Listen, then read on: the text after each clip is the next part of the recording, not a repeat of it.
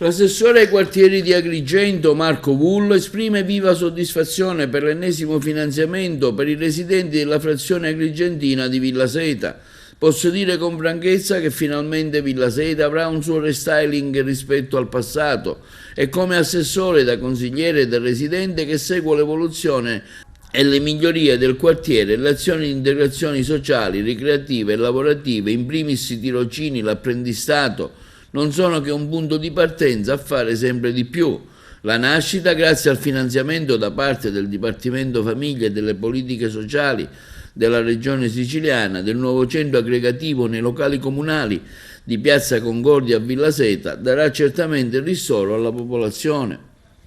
Un progetto che vede i protagonisti giovani del quartiere e non solo. Il centro giovanile andrà a rivoluzionare i vecchi locali della Polizia Municipale,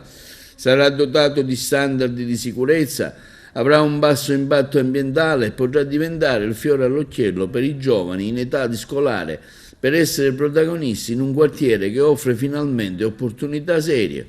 Il tutto, continua l'assessore Bullo, avrà un risvolto educativo, formativo e di crescita e scambio culturale propositivo. Tra l'altro a breve, grazie anche al finanziamento della Fondazione Con il Sud, in collaborazione con l'associazione TTT Volontari di Strada e CS UEPE,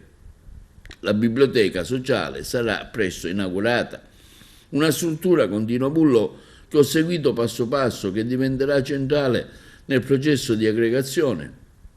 dotata di tutti gli strumenti informatici e tecnologici e sarà a disposizione dei cittadini per avere innovazione, conoscenza e sapere alla portata di tutti. Ecco perché da assessore ai quartieri continuerò a battermi affinché quella distanza che ancora c'è tra centro e periferia possa cambiare attraverso obiettivi, risultati concreti che possono permettere di creare spazi interessanti e di solidità al fine di aggregare i cittadini agrigentini del centro città con i cittadini dei quartieri. Infatti si potranno utilizzare